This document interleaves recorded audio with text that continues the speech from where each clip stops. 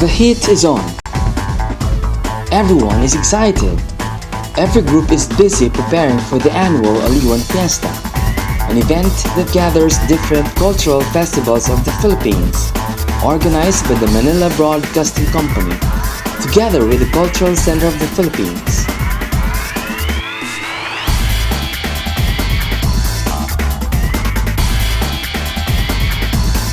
A new aspiring group from the north. Class municipality kasi yung Dolores, so expected na yung mga bata nang galing sa mga mahihirap na pamilya.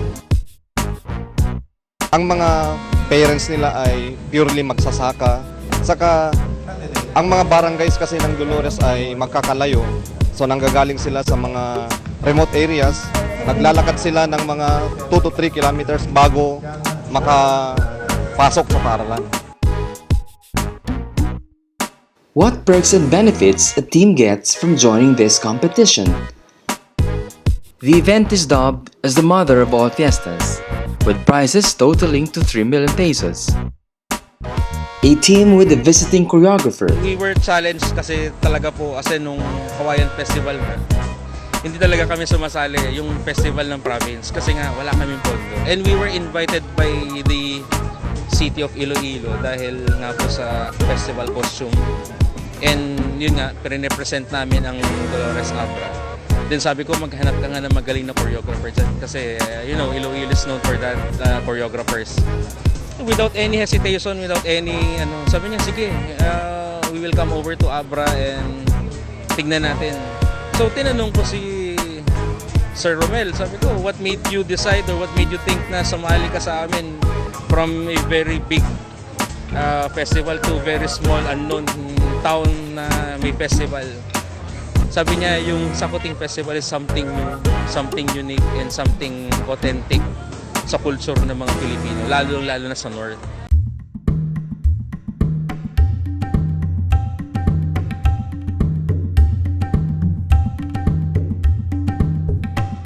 Because of the language barrier, Mr. Flohen made a big adjustment. Tagalog lang.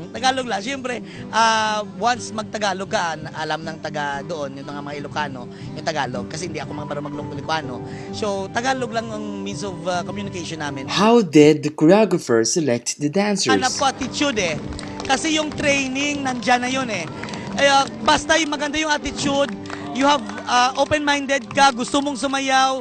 Merong maraming bata na may skills na hindi maganda yung attitude, yung fall down niya.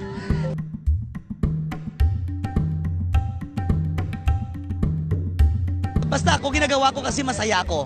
No, ginagawa ko sa especially yung mga bata na tinuturuan ko na gustong gumaling, yung hunger ba ng what we call dance. Masarap magturo eh. He is very passionate in his works.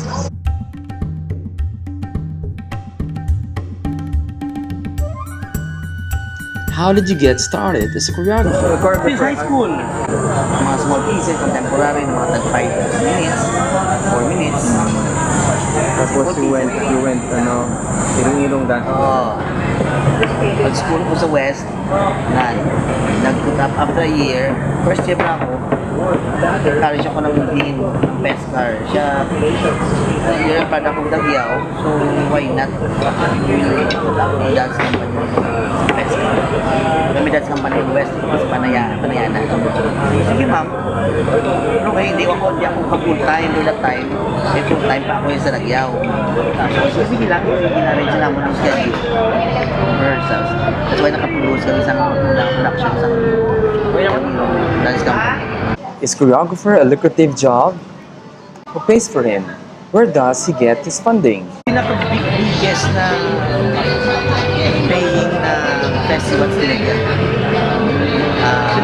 Who's funding? The school and then every tribe nag-receive yan ng subsidy from the education. Depende na sa ranking. Like first grand champion of last year will receive more or less 550,000 to 600,000. The runner-ups in the top 5 will receive more or less 420. And the 6th down will receive 300 something. course, kasi yung turuan ko palagi is school-based. So from there, may punto na sila kasi like sa CBI, yung population ng school, mga 7,000 yun. So, enrollment pa lang, they have what we call the tribes fee, 200 pesos. 200 pesos per student, in-deposit sa PPA account yan. Then yan yung ginagamit ng pondo. So, 7,000 yung student mo, more or less 7,000 times 250. You have now the same money, more or less, mga 900,000 to 1 million. 1 million ka na. Plus the 500 something of the foundation. So, may 1.5 ka na. The sponsors. So, yung sponsors namin naabot kami more or less na mga 1 something and then. So, we have more or less 2.5 to 3 million na. What is the difference between handling a festival group from handling a dance company? Siyempre, you deal with some, yung kung may dance company kaya kag may dance group, the same people ang yung work mo, may change man kung gamay lang. Unlike sa festivals na you will meet a lot of people, you will meet ang attitude, ang behavior, ang lain niya. Pero kung sa dance group yan, student mo siya student mo siya from beginning to every, saan ulo siya mas tapin sa saot. Festival is a small scale training programs choreography. Like out of town ka, or like a span, ang training will take 1 or 2 months span before competition. Wala ka lang yung training. Hindi as a formal dance company nga year-round training kaya. Mr. Flohen received many international awards. Yung International Theater and Dance Festival sa Lahore, Pakistan is a competition of theater and dance. George Choice kami. It's under the Pakistan Theater Guild. So what company sir did you? Nagyaw. Inilawod. Let's say, then second, also in National Theater and Dance Competition sa Egypt. Oh. Yun. Nag-George Choice Tapos Nagyaw also. Nagyaw. So far, The rest is more on presentation and exhibition. Wala namang festival competition like street dance sa international scene. He creates unique dance piece, world-class choreography. Everything is perfect. Everything is new. Everything is not usual. Everything is world-class. Sabi niya ng judges yun kasi kung anong naiwan mo in a year, yun ang sinusunod ng iba. So ikaw, isip naman ng iba, so hindi ka na makahabol. Unless you will learn your new concept at tapatan nila, yun, natanalo ka nila ng mga judges. Kasi this year, for past 3 or 4 years, after nag-yang may may feedbacking from the judges. From there, alam mo kung katok yung concept mo, katok yung presentation mo. Depende sa ila dialogue sa'yo. Joining this kind of competition is demanding, where you prepare everything from the concept, choreography, props, and costumes, and most especially the performers. The propsmen, their maneuvering of the panels that requires enough strength, accuracy, and of course, the dancers, the main thing of the show. The choreographer needs to prepare them with the proper motivation, morale, and the beauty and passion in dance with correct form and precision of movements, and these all require long month preparation. In the event like this, it takes months or year to prepare for the competition, but since the choreographer is a visiting choreographer, it took him only 3 months to put up everything. The choreographer showcased the way of life of Dolores with the bountiful harvest by utilizing simple basic dance movements with walking, running, leaping, jumping steps, and from simple to rapid turns in irregular and fast beats, since the music is set to be fast all the time. The costumes. The team used the simple peasant-like costume with a bright color and a native tribe costume of the highlands of Abra. Props. There are no extravagant props used. The big panels compared to the other teams, since Abra is known for its simplicity. The team simply used panels as backdrop to highlight and give emphasis to the performers and for staging purpose. They also have hand props like baskets and oversized corn to portray the way of living of Dolores, and the sticks as the primary hand prop of Sakuting, with two different colors to differ from one fighting scene to the other. The choreography was so intelligent to make the simple Sakuting dance into a loud and entertaining festival presentation.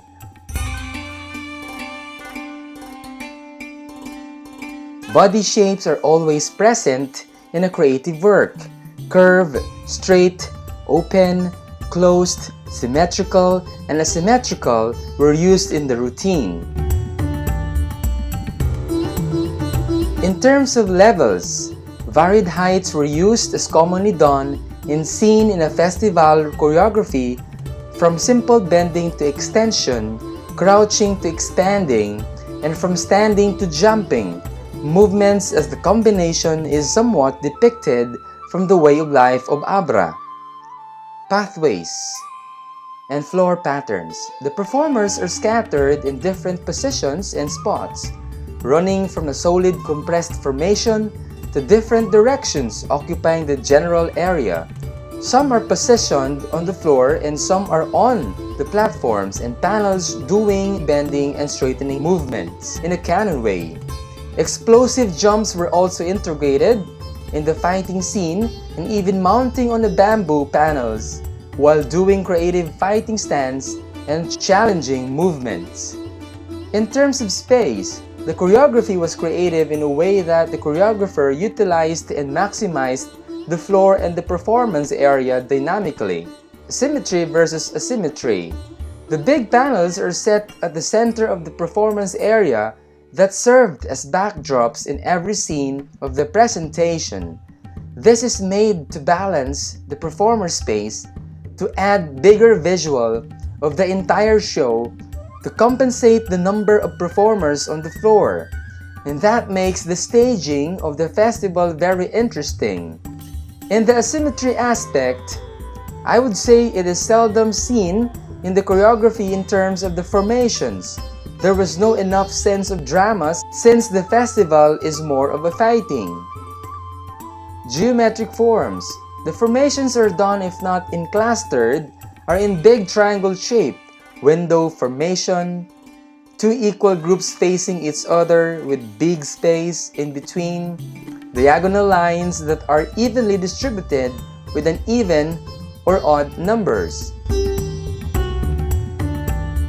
The music is a fusion of folk songs from Abra and tribal beats with a little of chants. They set the music to be monotonous but fast, so the counting and execution of each movement is also fast.